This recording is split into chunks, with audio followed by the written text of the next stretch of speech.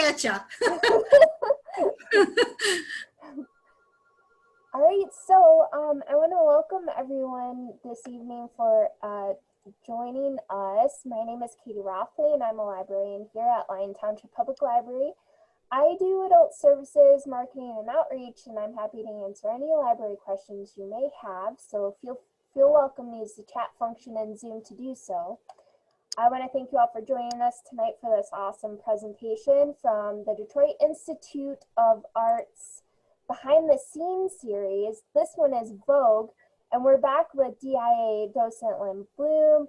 I especially want to give a hearty thank you to Lynn for taking the time to spend this evening with us. But before I turn it over to her, I want to go over a few housekeeping details. So we are recording this Zoom event.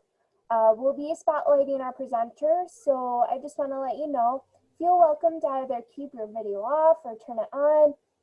I'm going to keep everyone muted.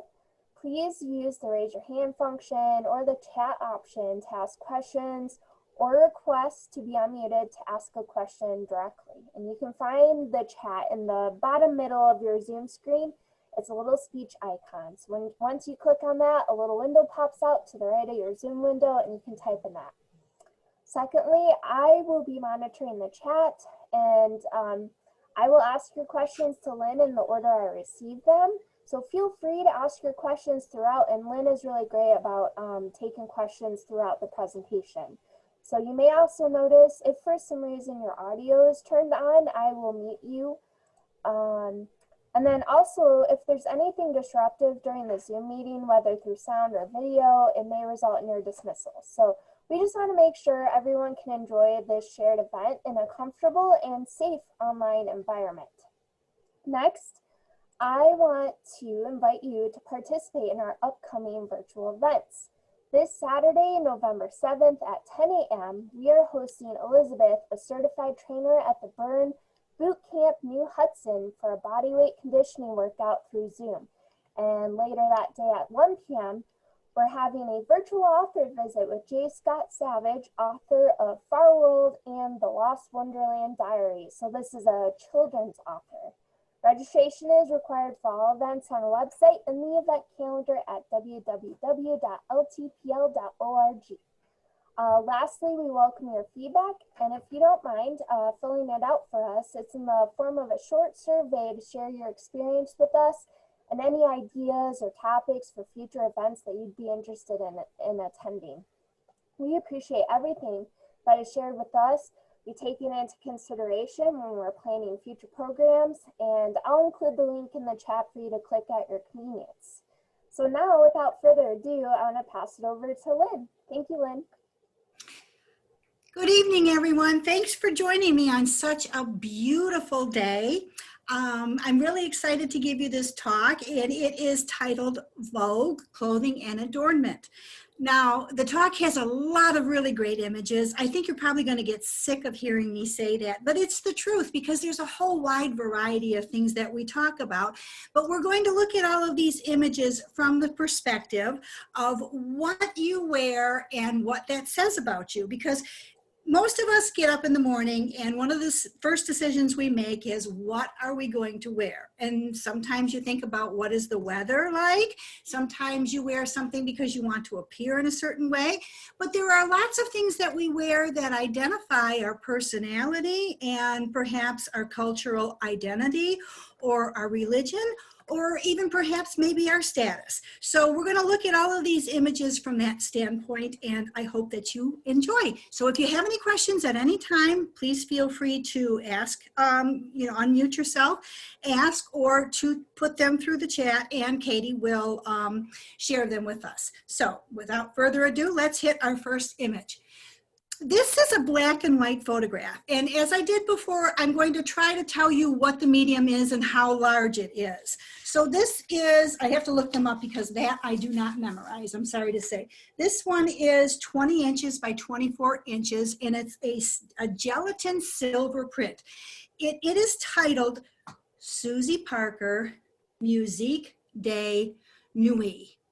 It is as I said, a photograph in black and white, and it was taken by a photographer by the name of Richard Avedon in 1958. This particular photo was reprinted in 1981, and it was acquired by the DIA in 2002. So first things first, let's take a look at what she's wearing. You see this sumptuous gown that she's wearing. It's very full and it's very alive. This gown was created by Christian Dior in his 1956-1957 autumn-winter collection. And it was worn by a very famous woman who was the wife of the ambassador from France to London. And her name was Baronne Martine Corsel. And as you can see, there's a whole lot of dress here. And at the time when this dress was created, Christian Dior was at the height of fashion in Paris. He named all of his creations. This one was named Musique de Nuit, and which means, in other words, night music. He loved his creations. And a lot of times what fashion designers would do back then is they would actually, courtiers would give dresses to wealthy women or to influential women or celebrities because they knew that they would wear them to very special events, that there would be a lot of photography and publicity from those events. And so it was a win-win situation. After this dress was worn, the Baroness donated the dress to the Victoria and Albert Museum in London. Now let's talk a little bit about Richard Avedon. Richard Avedon was a well-known photographer for about 50 years. The first 20 years, he worked in fashion photography. He worked for Harper's in America. And then in 1965, he switched over to the rival of Harper's in America, which was Vogue. And he was so well known as a cultural icon that if you're familiar with the movie that came out in 1957 called Funny Girl, he was actually, Katie's shaking her head, he was actually the inspiration for the part that was played by Fred Astaire. And of course, in that film, Audrey Hepburn was the muse. So he had quite a reputation. As far as Susie Parker goes, she too was at the height of her career as a model and a TV personality in 1958. She was the first woman who, the first model who ever made $200 an hour and she made almost $100,000 in 1 year. She was the first. When you look at this actual photograph, I think that it's interesting because the dress isn't really the focus of this photograph. When you look at this, you see the light source, you see the black background. The dress you can see is very elegant and flowing, but it is worn by someone who is very confident. And that's what Susie Parker was known for. That look of confidence that she's giving to that gown. She became the face of Chanel, and Chanel often said that she represented the post-war confident American woman. So if there are no questions, I'm going to move on to the next one. This is an actual painting. This painting, I forgot to mention, the first one is not on exhibit. I think we might have talked last time about the fact that things that are made on paper are fragile. So they're not out for viewing very often. This one I have never actually seen, but it was out back in, I think we acquired it in 2002, and back in 2009, there was a special exhibition that the DIA had. And that's why this particular photograph was out. But because they're very fragile, they spend a lot of time in conservation. This particular... I did have a question. I'm curious about her cape and if that was pretty common to be a part of it, or if it's a separate piece of the dress and she added it, or if it actually goes with the dress and it's connected. I don't know if it's connected because it looks like obviously it's made of the same material, but I bet if we Googled this, at the Victoria and Albert Museum in London, that we would be able to get more specific information as to whether it's attached or not. I think, you know, I'm thinking about the fact that this was quite a dress to wear, especially with that cape. I mean, even getting in and out of a vehicle would have been quite a challenge. So you had to have a lot of confidence to wear this. So this is a painting. It's in our Dutch galleries up on the 3rd floor. It's oil on canvas and it's 30 inches by 23.5 inches. It's titled Lady at Her Toilette and it's by Gerhard ter Borch. Now this image is screaming high society. When you look at the things that are pictured in this image, you know, let's start out first off with this dress. This dress is beautifully painted. Ter Borch was known for his ability to paint silks. Look at the way he paints the silk so that the light reflects off of it, and it almost looks like it's actual silk. But that's a very difficult technique, and people often wondered how it was that he was able to do that. The other things that you can tell that this is aristocracy is that this person is being attended not by one servant who is helping her dress, but by a second servant as well. The other things that you see that scream wealth in this painting would be this, I have my screen.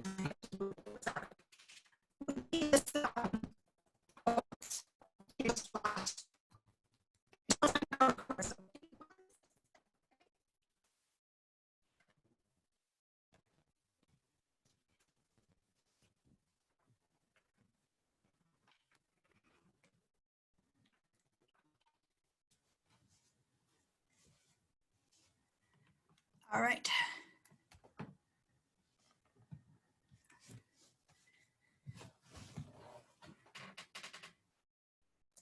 Okay, thank you for your patience. Sorry about that.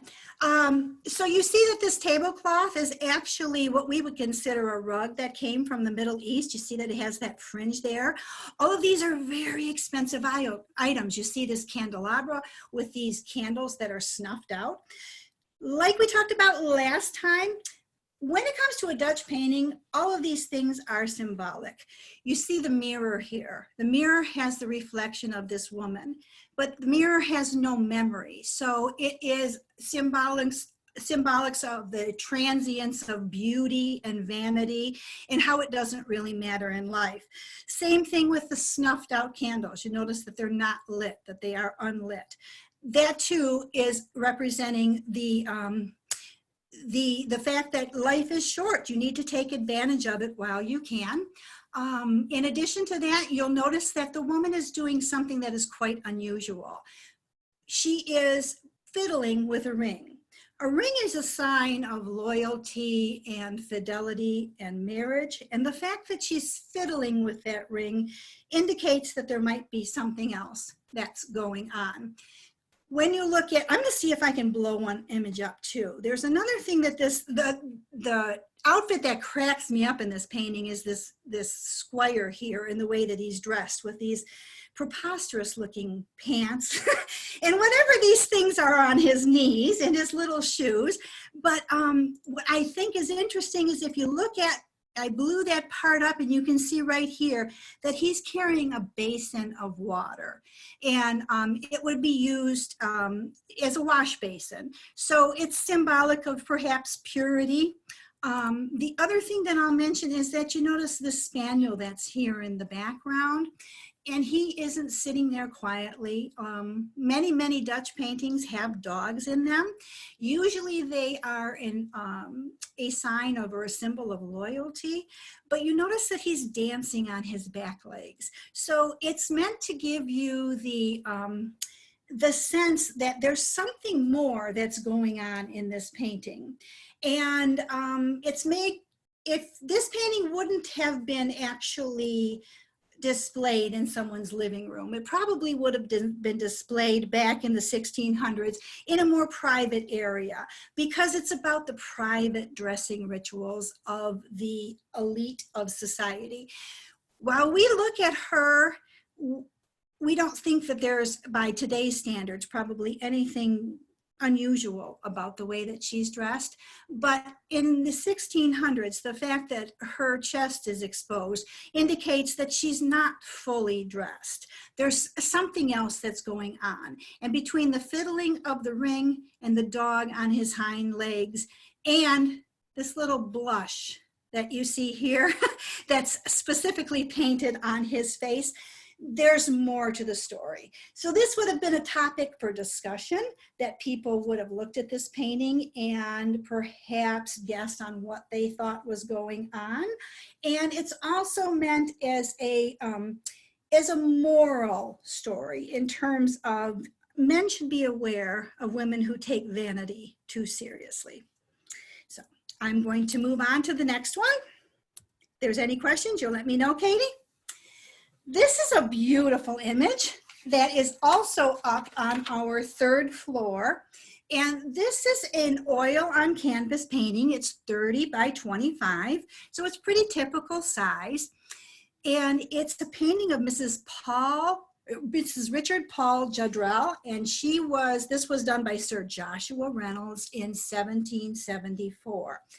Joshua Reynolds was a very well-known portrait painter at the time, and Mrs. Richard Paul Judrell chose to wear this clothing for her portrait.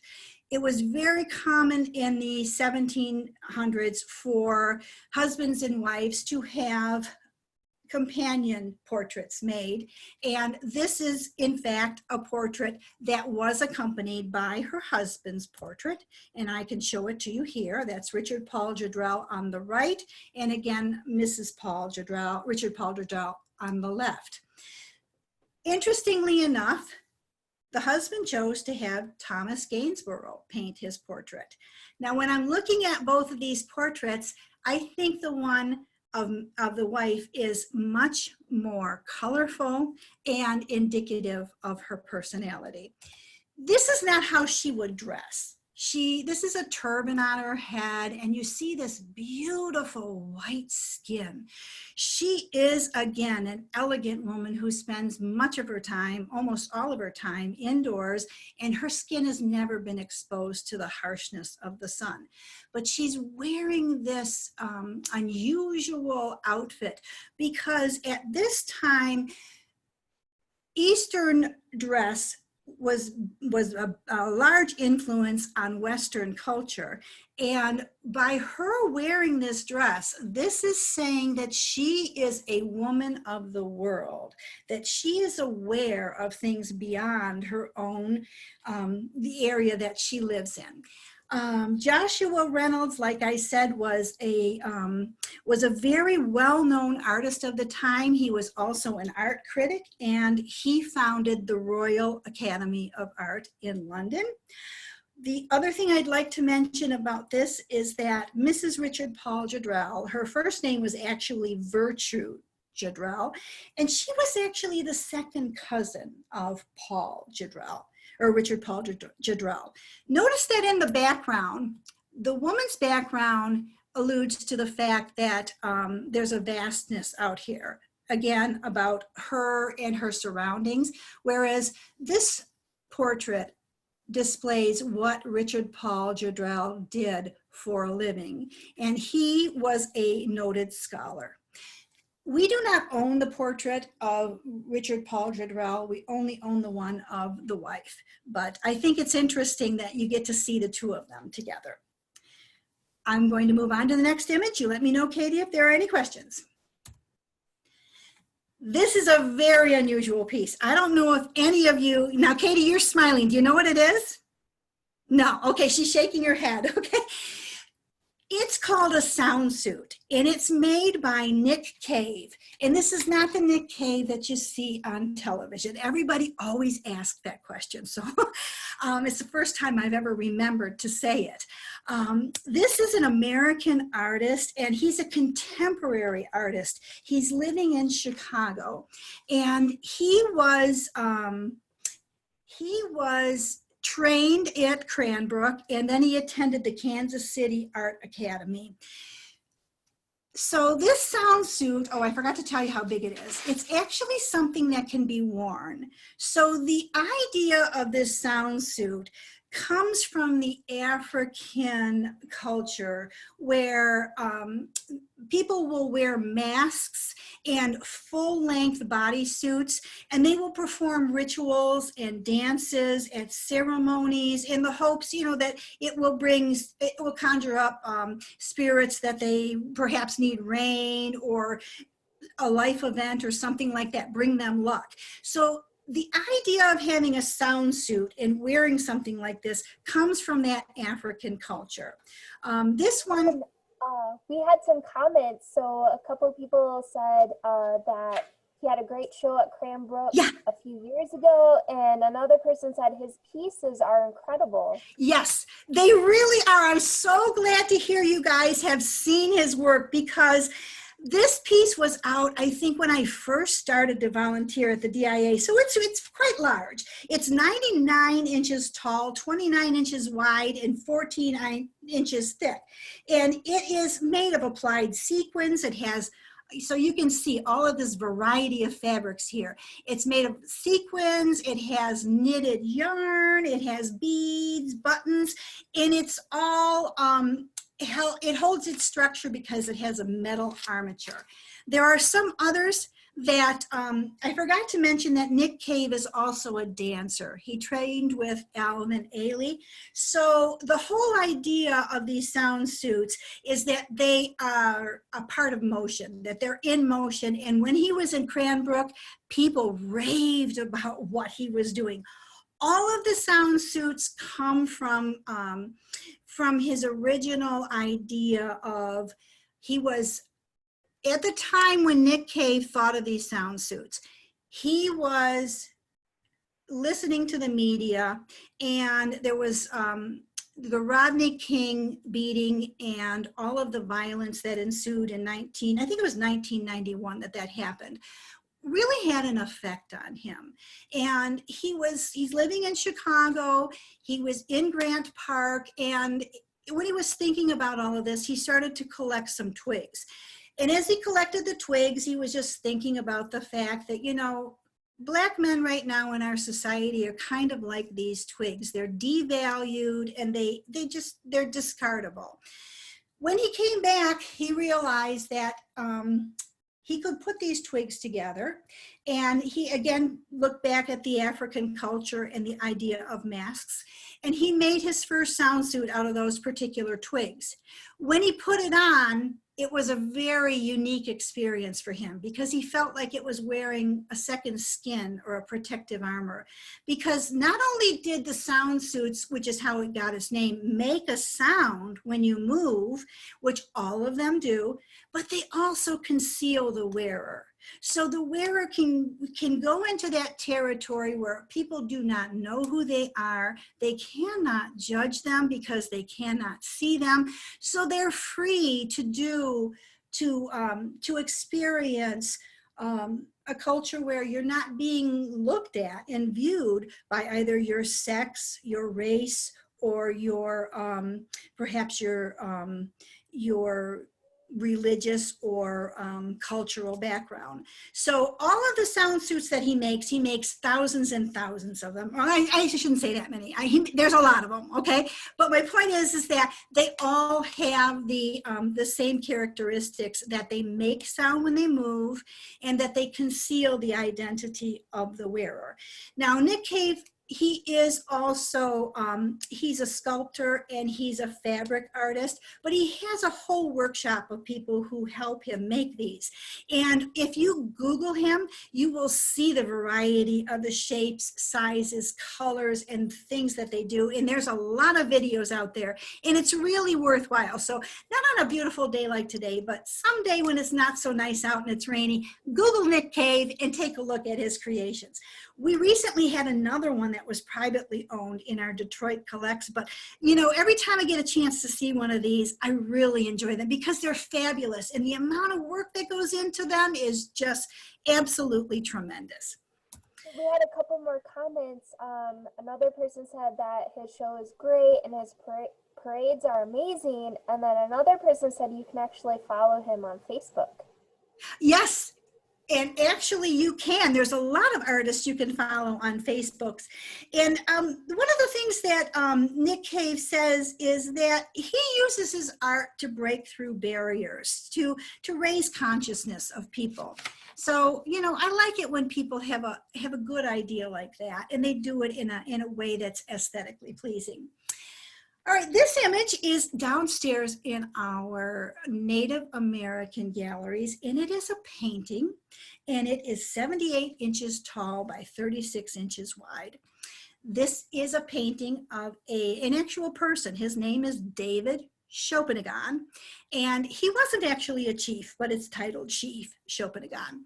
Now, if you were, David Chopinagon did not commission this painting to be made. This painting was commissioned by a local lumber baron by the name of Charles Willis Ward. And Katie, I know that you are probably familiar with, in the middle of Orchard Lake, there's an island called Apple Island.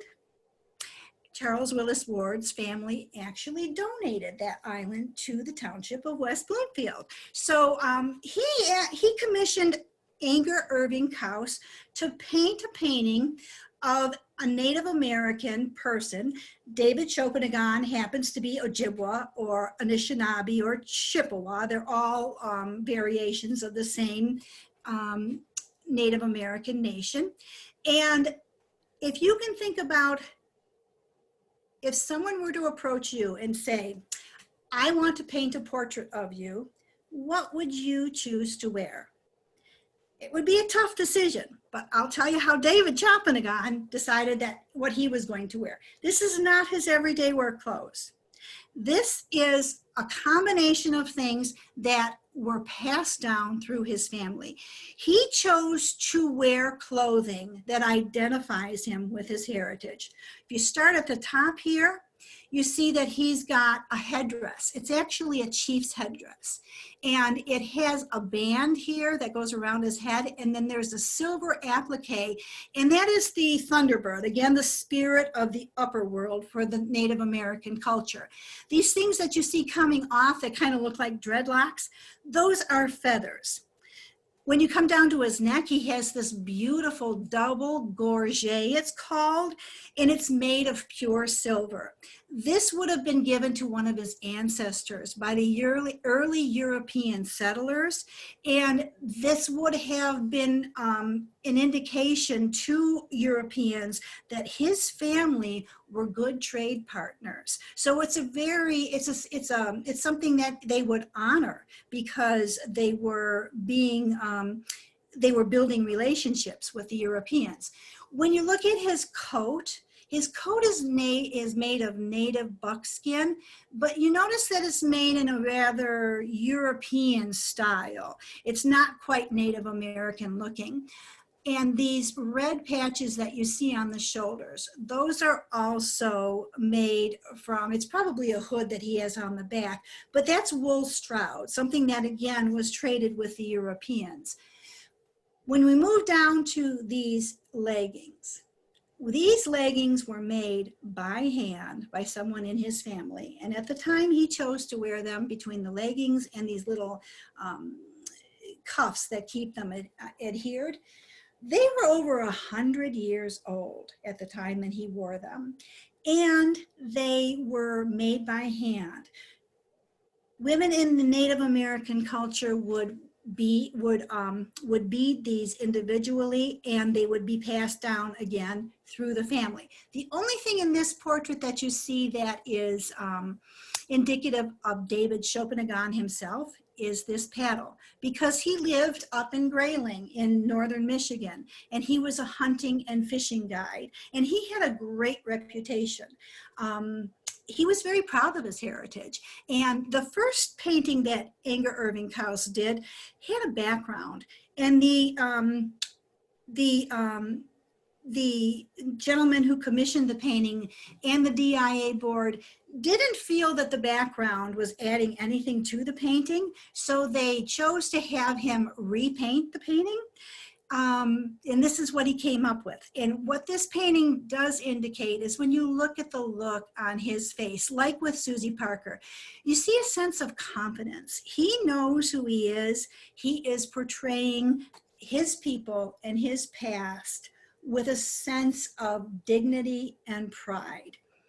I do want to also mention that if you go and see this painting in the DIA, it was unusual for a portrait to be made of a Native American. So it's very special that we have this particular painting. And again, it was commissioned by a local person with the purpose and the intent of showing the pride of the Native American in their heritage.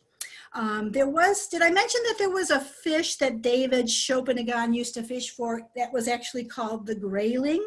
And David was quite a celebrity in his time, not because he was a chief, but because he was really well known up in northern Michigan. He became the face of a couple of lumber lines.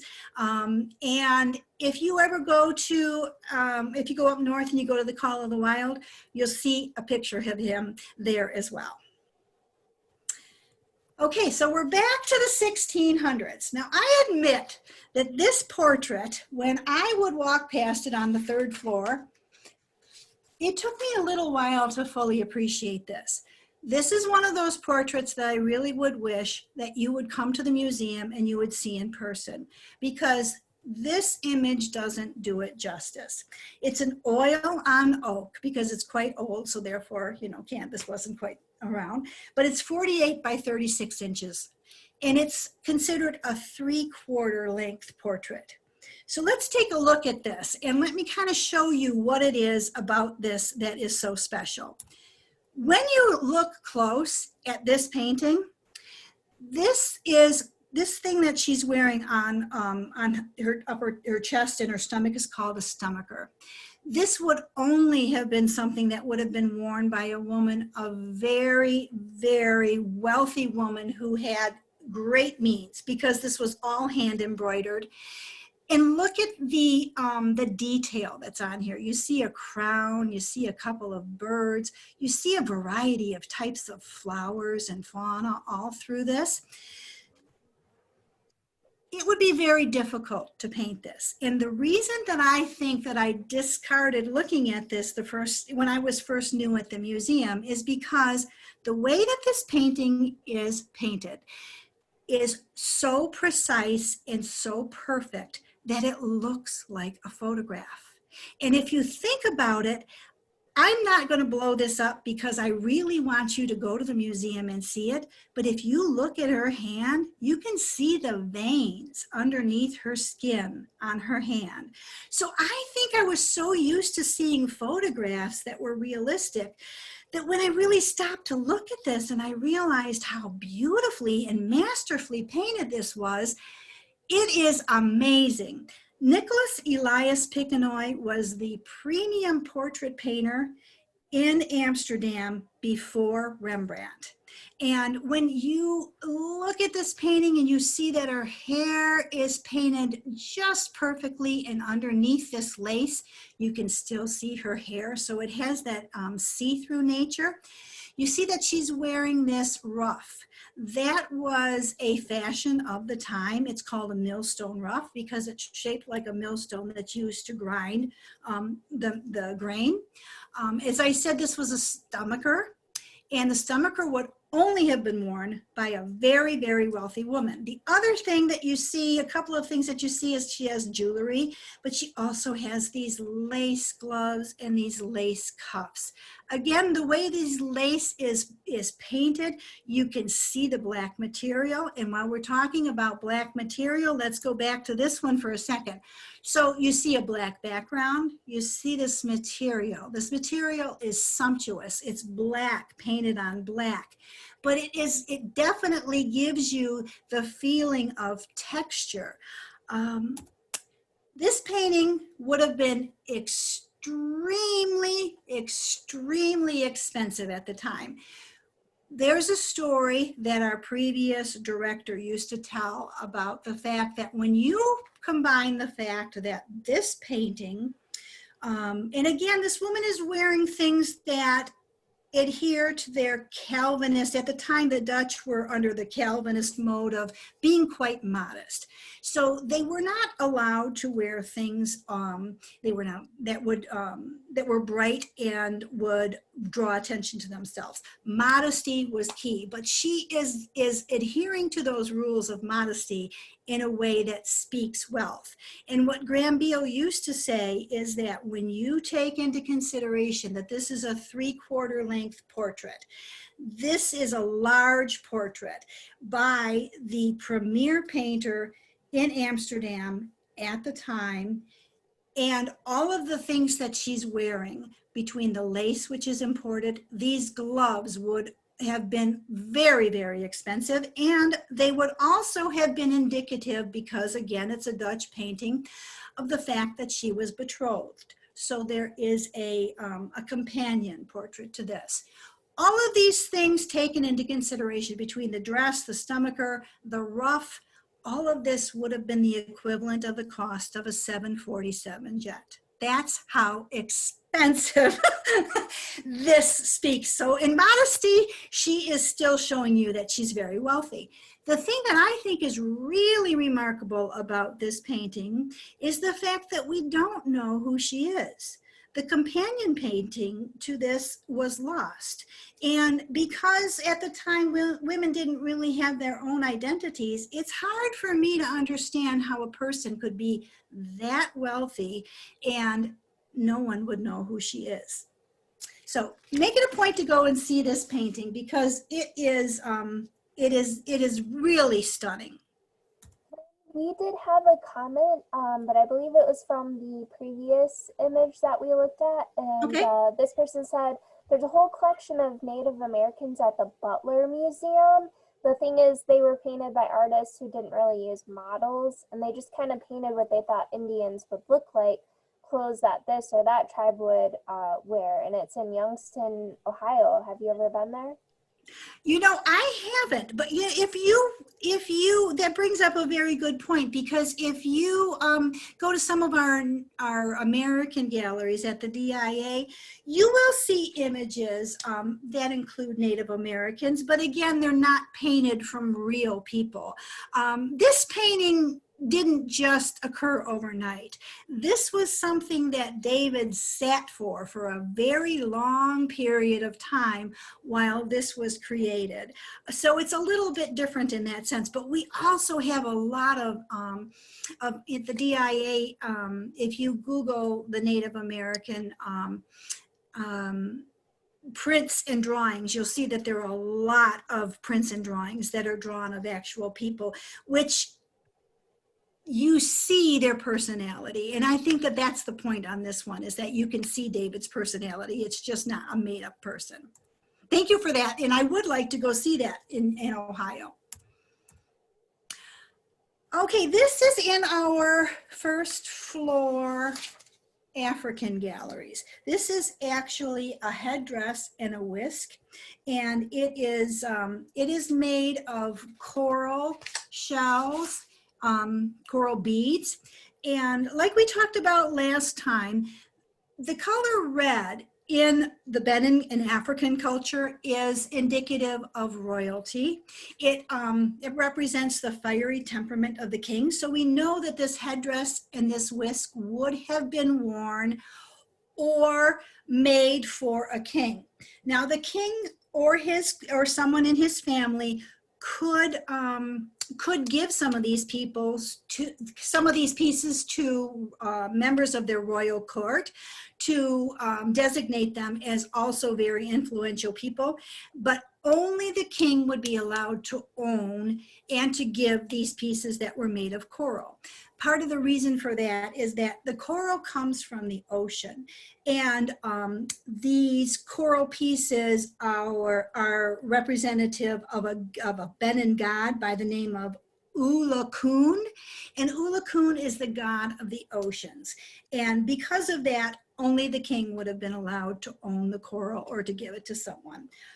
This is always on display in our first floor African gallery, and it is next to, if you remember, we did the horse and rider last time, and it is in that same gallery.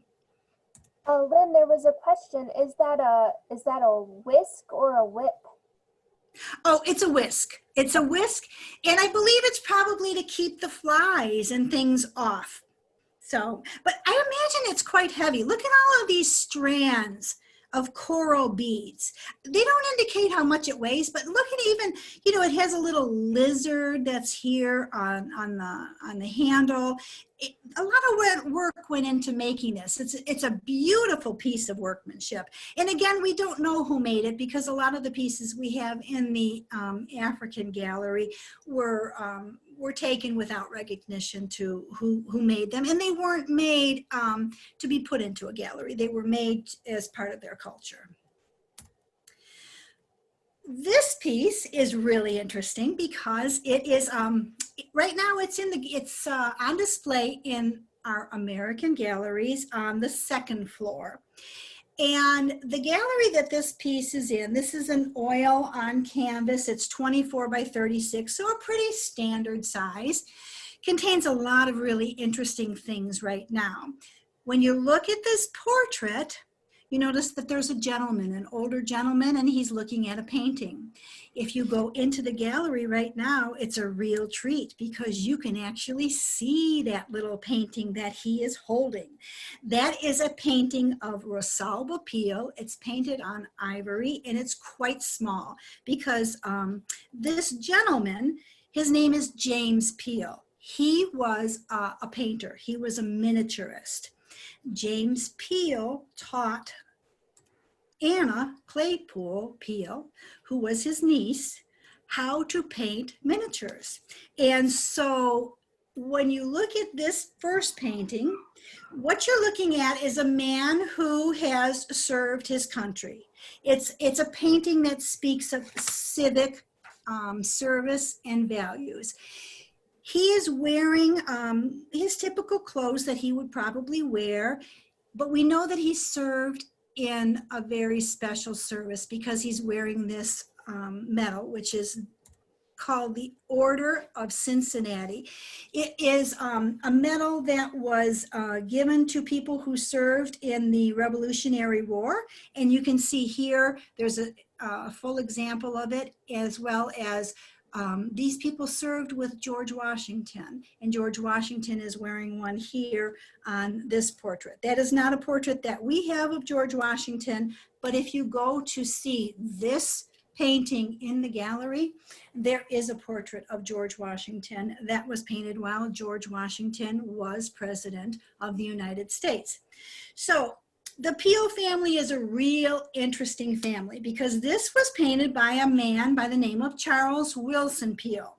Charles Wilson Pio was 81 years old when he painted this, but he was really a well-known painter.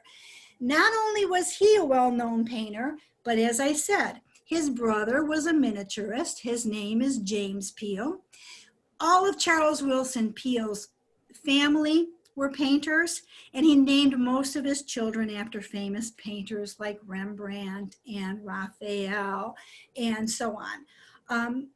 Charles Wilson Pio was the first person in America who really wanted to bring art to the public. And for a period of time, you'll see a lot of paintings in the galleries, but he was friends with George Washington, and he was well known as a painter, and he was very able to get commissions for his sons and other members of his family. They were all very, very good painters.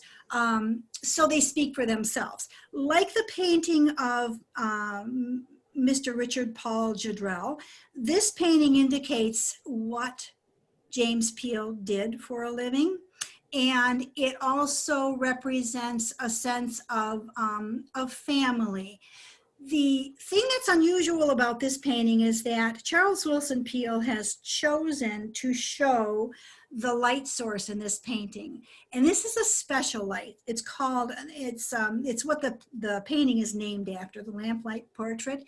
It's called an Argon Light.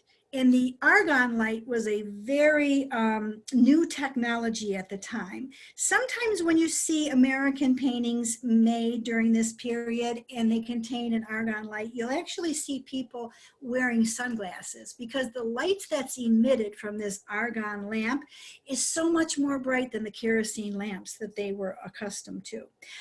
There's a lot of really great paintings by the Pio family in the museum. Perhaps you'll be familiar with some of the large ones like Court of Death, but make it a point to go check out that particular gallery if you go down to the museum, because we also have some busts in that gallery that are from the Louvre Museum.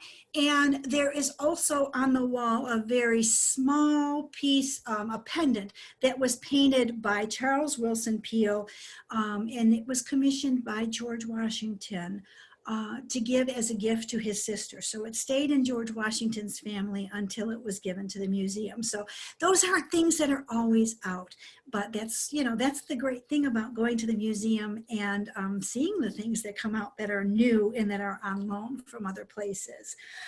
Let me know if there are any questions on this one, but as you can see, this painting is very fragile. Again, it's painted on ivory, and it is the first time it's been out since I've been around in the museum, so it's really worth going down to see. Okay, so this painting we could talk about for the entire hour, but we need to move on because we can't run out of time today. So this painting is a pretty standard size portrait. It's 48 by 39, but there's nothing standard about this. When you look at this painting, it screams, this dress screams at you. The texture that is displayed in this dress is magnificent. You can see the satins. It's almost like if you could touch the painting, you could feel the felt and the velvet and the satins. The pattern that's on this dress is called a pomegranate pattern. And it's called a pomegranate pattern because this thing here is supposed to look like a pomegranate, and a pomegranate represents fertility. This portrait is a form of propaganda. There's more than one of these portraits that was made by Agnolo Bronzino back in 1545. And this portrait is of a woman by the name of Eleanor of Toledo. And in this portrait, she's accompanied by her son, which is her second son out of 11 children. Eleanor of Toledo married Cosimo I of the Medici dynasty. So they were the start of that Medici dynasty way back then. This portrait was painted in multiple versions, and it's believed that it was given to ruling courts throughout Europe as a way of showing to everyone that the Medicis were a dynasty that was here to stay. So when you look at this, look at all of the jewels that she's wearing. She has jewels in her hair. She has jewels in this open weave. Look at the size of these pearls. Very, very large, very, very expensive. Look at the size of this dress, for God's sake, like the first one with Susie Parker. This took a lot to wear this dress because it's not just something that fits your body. There's a lot of volume and a lot of fabric. That fabric was extremely expensive. And take a look at what's around her waist. You see she's got this little belt or a garter, and there's a little jewels that are on it, and it comes down and it culminates in this beautiful tassel here, which kind of gives you a little bit sense of motion. And these are all seed pearls. Now, there is a story about the fact that, this dress kind of took on a life of its own, and it had its own, it was an iconic image. And what the image is basically saying again is that this Medici dynasty is here to stay. Not only do we have, I forgot to mention that in addition to, this is her second son, she has 9 other children. So there are going to be plenty of heirs to carry on the dynasty. But you look at how Agnolo Bronzino painted the faces of Eleonora and Giovanni, and you see that they're very healthy. They're healthy, they're wealthy, and they're here to stay. So these portraits were passed out to royal courts throughout Europe, kind of like when we would go into the post office and we would see a portrait of the sitting president. There is a story, because this dress was so iconic, that I would like to share with you, because one of our assistant curators told us, there's actually a video on the DIA website about this, but Eleonora was extremely fond of pearls. So Eleonora was a very wealthy woman in her own right. She actually elevated Cosimo I's status in the community when she married him, because she was the daughter of a very famous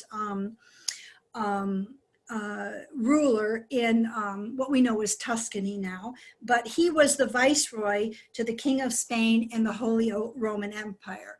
And she actually had real estate ownings of her own that she brought with her to the marriage. So she elevated Cosimo's status. She was said to have loved these pearls. And so the story goes that when Cosimo's mother decided that she wanted to make sure that this marriage worked out, she sent 50 pearls to Eleonora with a promise that when she was married, she would receive another 150 pearls. So she was a pretty smart mother-in-law. But the story goes on because this dress, like I said, was a very iconic image in Florence and throughout Italy. And there were rumors. And like you know, with art, you can go onto the websites and you can see lots of things. And sometimes what you see is true and sometimes it's not. So there was a rumor that when Eleonora died, I think she died about 15 years later. I don't remember, maybe like, I don't know, maybe 1562, something like that. There was a rumor that she was buried in this dress. And they know that that rumor is not true. How they know that is because in 1857, when she was originally buried, she was buried in an above ground grave. And the graves were being pillaged. So in 1857, they exhumed the graves and they found that she was actually wearing a different dress. The dress that she was wearing is now on display in the Petit Palace, which was the property that she owned when she came to the marriage. So it's quite interesting to see how things, something like a dress can create rumors and have a life of its own. But this is a gorgeous dress, and if you come into the galleries, this is again on the second floor. You'll have to wind your way around, but if you ask, it's nearly always on view, and it's definitely worth taking a look at. Now this is a no robe. It's in the Japanese galleries down on the Kirby side of the first floor. It is made of silk, metallic thread, and paper with gold. And it's actually a robe that would be worn during no theater. No theater was performed by the samurai in Japan during the Edo period. And it was exclusively enjoyed by the samurai. Many of them the highest level of samurai, which would be considered shogun. And the reason that the samurai were familiar with this is because they would be it was part of their required education that they learn the stories of no theater, and that all of the parts were played by men. The robes would be worn sometimes in multiple layers because they would depict symbolic things that would represent things that the samurai would recognize. For example, this robe with these half wagon wheels would represent a royal figure. And all of the samurai would recognize that when they saw these robes. So the same individual might change his mask and his robes and play different parts within the theater. The samurai, because the Edo period in Japan was a long period of peace, the samurai were expected to balance not only the martial arts with the cultural arts. So this was part of their education. This is a very fragile piece. We own many of them. So you may come to the museum and you may not see this particular piece, but you will see one of our No robes on display because they rotate continuously. I think it's every 6 months. This is a painting that is again in our American galleries on the second floor. This is a portrait done by an American painter by the name of John Singleton Copley. And it's a portrait of a woman by the name of Hannah Loring Winslow. The painting was done in 1763 while John Singleton Copley was painting here in the United States. He was pretty much self-taught. His father, his stepfather was a painter, but you know, he had natural talent. And you can tell that, again, by the way he is depicting this beautiful fabric that she is wearing. That, again, is a very expensive fabric. Hannah Loring was the daughter of a British loyalist. She was living in what we now know as America, back before it was America. They were loyal to the King of England, and she was not considered an American. She married Joshua Winslow, and Joshua Winslow was a tea merchant. As a matter of fact, the tea that was thrown into Boston Harbor, Joshua Winslow was one of the people who owned that tea. So this was all during the time of the American Revolution. Hannah Loring Winslow, unfortunately, after right before the war broke out, Joshua Winslow passed away, and this is a betrothal portrait. How we know that is that she is, these flowers that she's holding since medieval times, this has been an indication that you are betrothed. Now we know that she's aristocracy because if you look again at this fabric, it's very expensive, very imported. You see the lace, but you also see something that Copley has done when he's painted this. Again, she has this very white skin, spends most of her time indoors, speaks of her virtue. And she's got a very, very straight pose, kind of like if you picture a marble column in classic times, because again, it speaks to her and her value and her virtues. This is a beautiful painting, and this was kept in Hannah Loring's family until it was given to us at the DIA. When the war broke out, Hannah Loring left everything that she owned, and she moved to Canada, and she didn't live in the same style that she lived while she was here in the United States. But you can see her in her glory, where, you know, this portrait represents her with her grace, her femininity, and her refinement. Lynn, there is a question. Okay. Does she have a goiter, or is that an unfortunate fashion trend? I don't know which is worse, this one or the ruff, the millstone ruff. I mean, how'd you like to walk around with that thing around your neck all the time? But like that portrait with the woman who was being laced into her gown by Gerard Terborch. This woman would have required, if you look at the way it fits, she would have required some help to get into that too. And the hat's pretty special, but you know. Also, she's wearing these gloves. Again, you know, it's a sign that she's betrothed. And there is a comment. One of our audience members says she is really enjoying this program, and this picture is the original rose ceremony. It's the original what? Rose ceremony. Oh yeah, I never thought of that. Thank you for putting that into a contemporary perspective. Okay, so these pieces are a little bit unusual. They are in our Mesoamerican, or it's, you know, pre-Columbian, if that's what you want to call it, galleries down on the first floor, again, near the Native American. But again, this is before the time. Look at how old they are, 100 to 400 BCE. So that's, BCE is the museum's way of saying before Common Era, so before the year 0. These are male and female figures. They're funerary figures. They are made of clay, and they are from the Nayarit culture in West Mexico. The figures themselves, the male figure is 19 inches tall, and the female figure is 16 inches tall.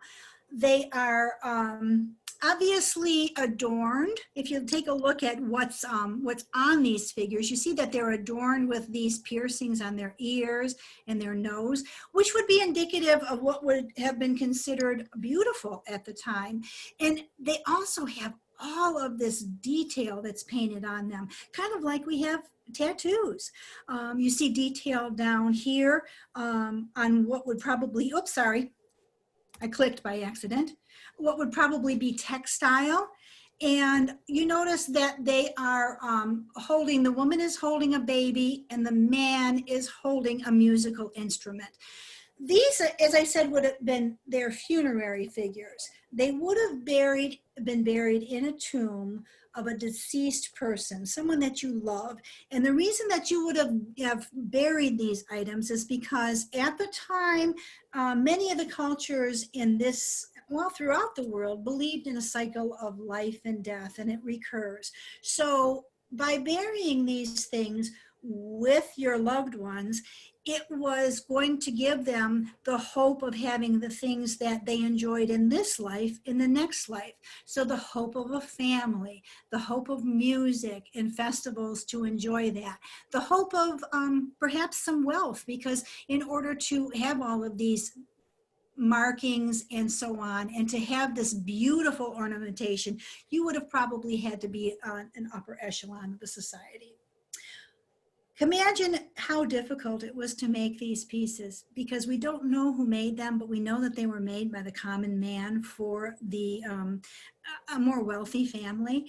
But imagine how hard it would have been to fire this clay in the ground that long ago. You know, very, very difficult. And for how old they are, they're in beautiful condition. One of the things, this was my assigned piece when I became a docent, so I could go on forever about this, but if you get a chance to look at this, one of the things I do want to tell you is that if you look at ours, they're quite special, because if you look at their mouth, they have incised teeth, which not all Nayarit figures have. So ours are kind of special, and again, look at them very closely. Very interesting. This is a beautiful portrait that's in our American gallery. So if you know where our Pewabic niches are, this is a little further in that same gallery. It's a 60 by 34 oil on canvas. And take a look at this dress. This is the height of fashion in the 1800s. This is Madame Paul Pourcent. And the painter, John Singer Sargent, was a very well-known painter at the time. He actually was renting a studio from this woman's husband at the time that this portrait was painted. when you look at this portrait, this wasn't something, again, that was done in one sitting, but it was done with meticulous care. Usually it would take 8-10 sittings for a portrait, for John Singer Sargent to complete a portrait, but he always tried to complete the face in one sitting.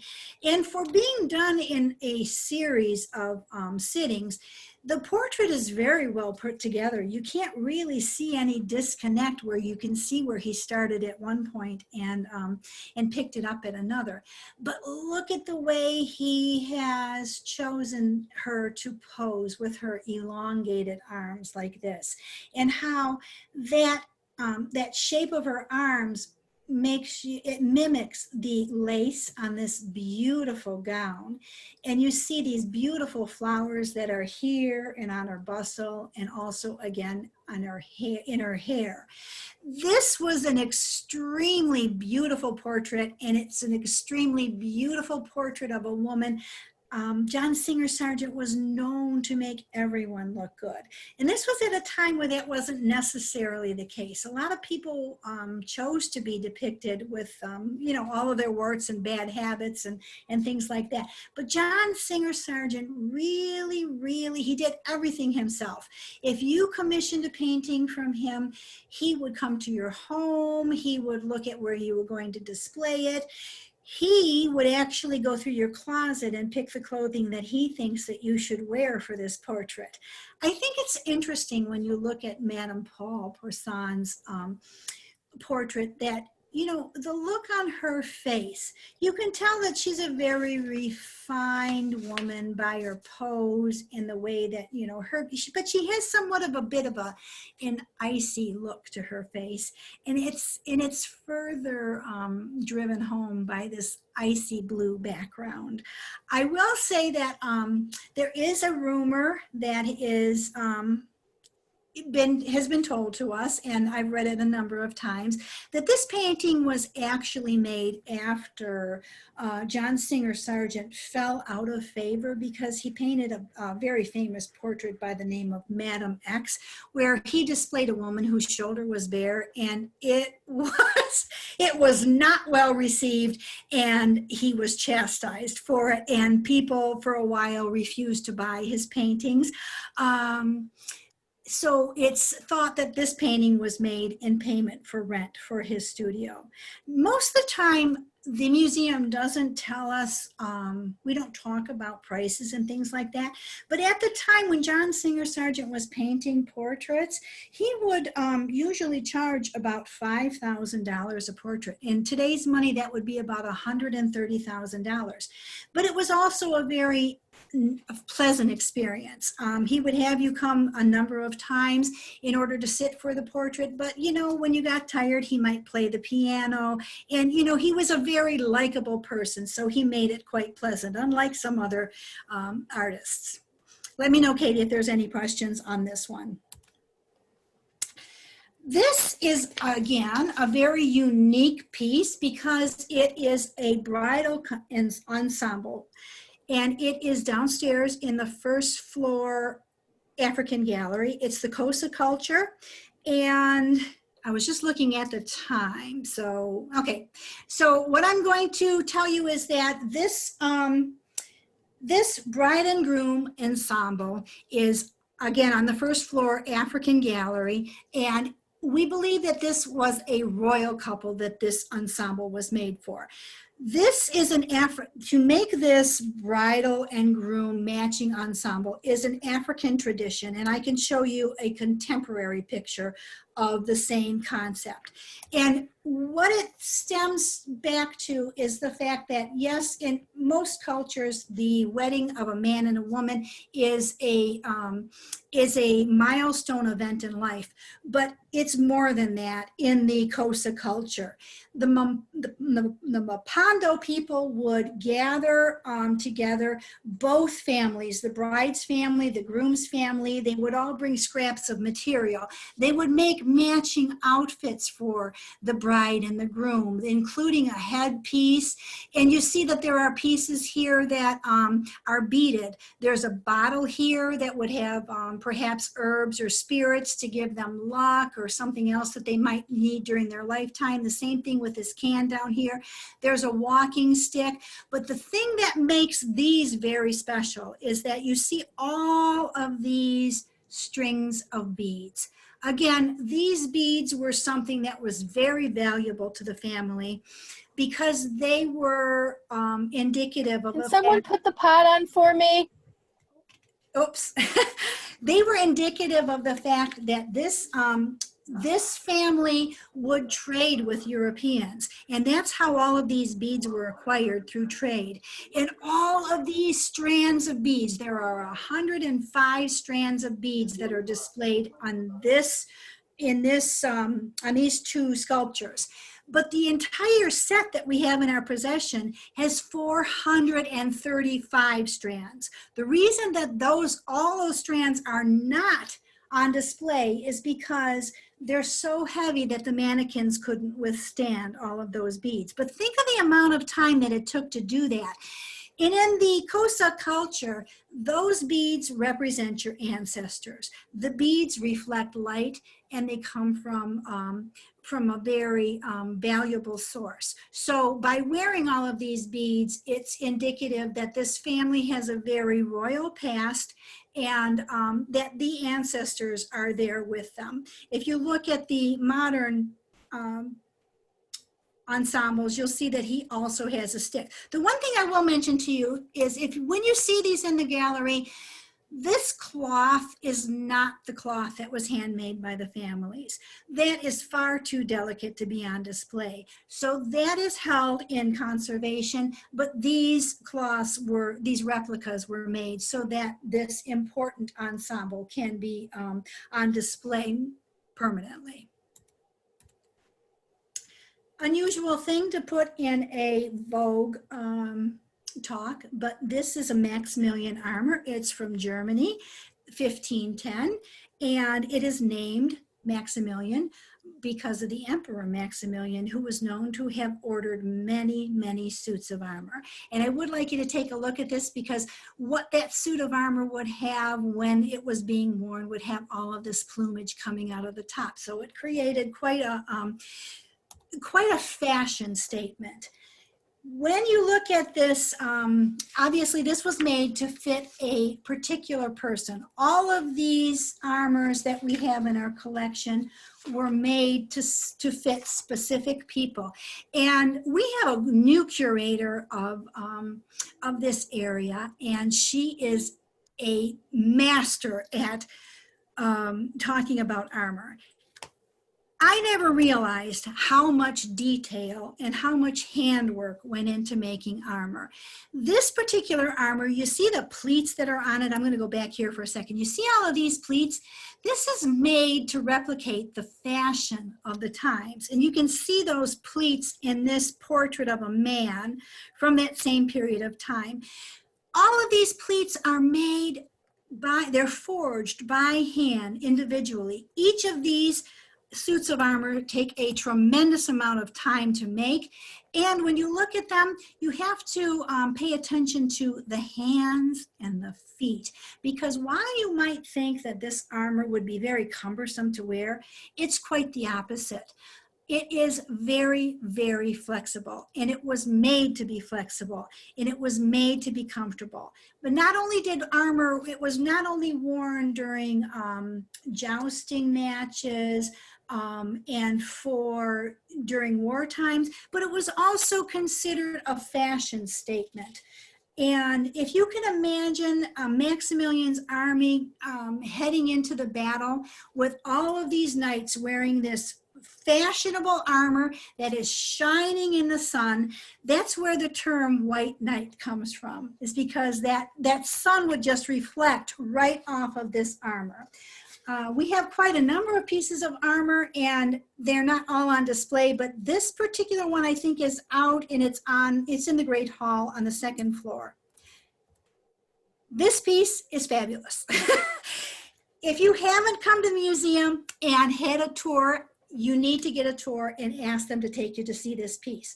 Right now, this is on our second floor in the foyer before the special exhibition hall, and it's called Officer of the Hussars. It's painted by a contemporary artist by the name of Kehinde Wiley. It's huge. It's 108 inches by 105 inches, and it's 2 inches thick. And it was acquired by the museum in the year 2008. Many of you are probably familiar with the name Kehinde Wiley because he was the artist that was chosen to paint Barack Obama's presidential portrait. So we had this a long time before that happened. So we're very, very fortunate to have this painting. And the whole story behind this painting is extremely interesting, so bear with me. This painting is called Officer of the Hussars. It is taken from an original painting painted in 1812 by Theodore Jericho, also called Officer of the Hussars. And this original painting shows one of the light cavalry officers in Napoleon's army on horseback. You'll see a couple of paintings on display in the museum every time that have men on horseback. And that just is a symbol to you that this is an important person. They're always very large paintings and they always show the whole horse. How Kehinde Wiley came up with a contemporary version of a historic painting.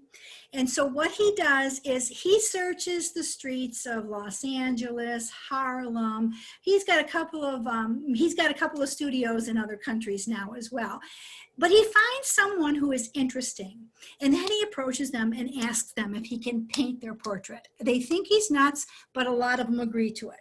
So they go up to the studio, and Kehinde hands them a book of famous portrait paintings. They pick the painting that they want to be depicted in. So this man came in wearing this low-riding jeans, these Timberland boots, this sleeveless shirt, and this purple jacket. And when he looked through the book, he picked this painting and he said, I want to be depicted like that.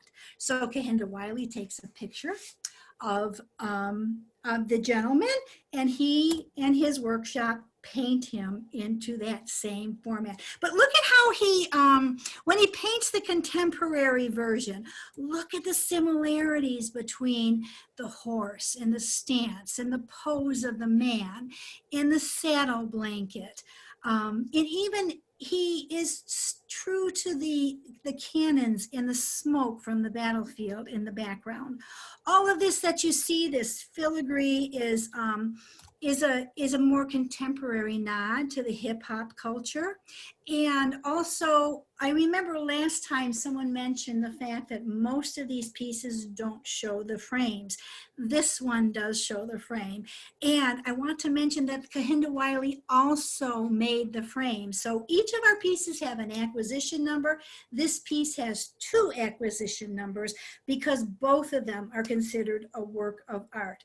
And it's a fabulous frame that you know, it actually has on the top here a little self-portrait of Kehinde himself.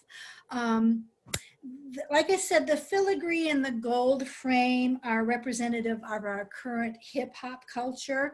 But Kehinde Wiley is an expert at combining the old and the new and interpreting it in a way that fights the stereotypes of how you see Black men in particular portrayed in art.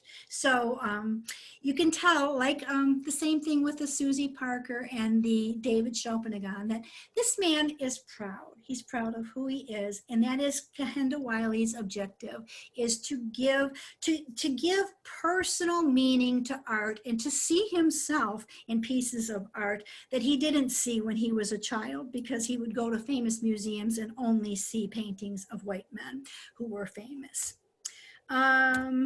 Okay, this is again a Native American piece. It's the second to the last piece, so bear with me.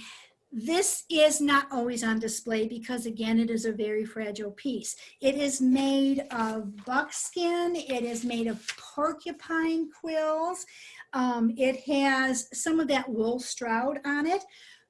The Native American men and women would work together in making the clothing. So, you know, obviously the men would hunt. That's where the buckskin came from. The women were responsible for doing all of the embroidery. Sometimes a piece like this would take more than a year to embroider because instead of having beads, because beads were not available until they traded with the Europeans, what women would do is they would take porcupine quills and put them in their mouth and flatten them. So they would suck on them until they became soft enough to flatten. And that's what you see here. All of these are porcupine quills that have been embroidered onto this man's shirt. You notice that unlike David Chopinagon, this shirt is a more Native American style. It doesn't have that European influence. And what you see here is hair. The hair comes from a variety of sources. It comes from ancestors. It perhaps comes from captured enemies. It also comes from horses. But the most astounding thing to me about this is that when you see these handprints, so the man would have been responsible for painting these handprints, and he would have used natural pigments to paint these handprints. There would have been a matching pair of leggings to go with this.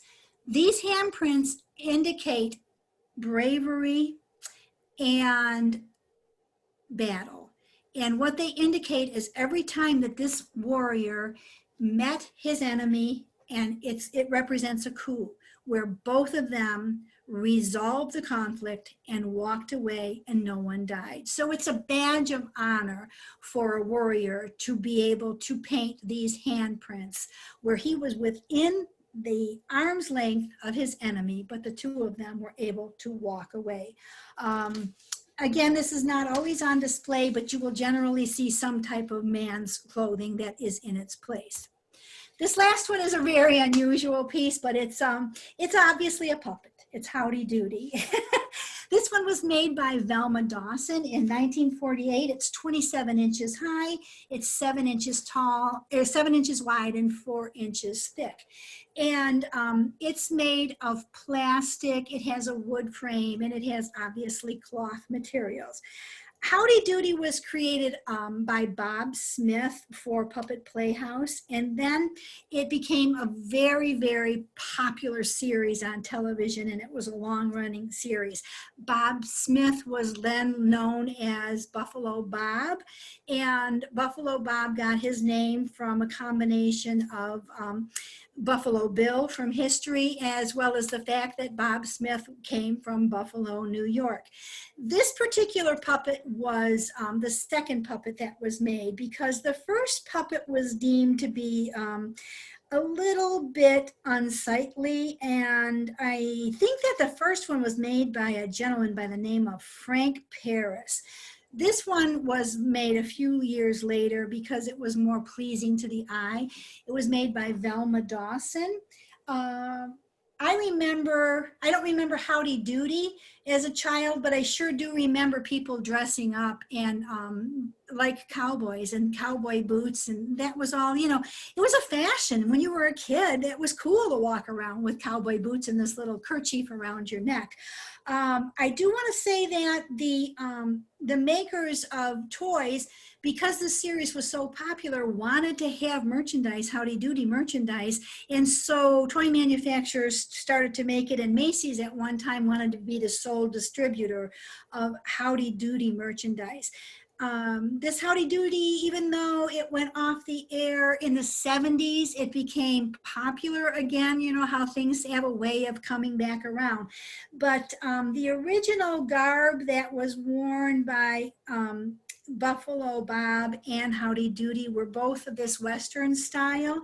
And Howdy Doody got his name from the saying, how do? How are you? So it was a corruption of saying, how are you? That is it. I'm sorry I ran a little bit over, but I do the best I can.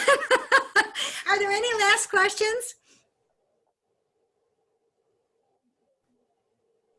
No? I don't see Okay. any. I did include a link in the chat for Lynn Bloom is coming back in January to finish in the garden. So this is part 2, and it's going to be Tuesday, January 19th at 6:30. So I'm talking January 19th, 2021. We're that close. My goodness. So I'm really excited that we'll have Lynn Bloom back in January to start off the new year with when we'll be finishing up in the garden. So hopefully we'll all see you guys back then. So I'll hopefully be also scheduling Lynn Bloom for other DIA behind the scenes talks in 2021. So really excited to be bringing her back. Hopefully once a month, that would be amazing. So I want to thank you so much to everybody for joining us tonight, and especially to Lynn Bloom. Can tell you're super passionate about all of the art and the fashion pieces. So we're just really excited, and it's always it's been a pleasure to host you the past couple of months. So really excited to have you back. Thanks so much, Katie. It's been a lot of fun. We'll see you. All right, everyone, enjoy the rest of your evening. Thank you so much for joining us. Have a good night.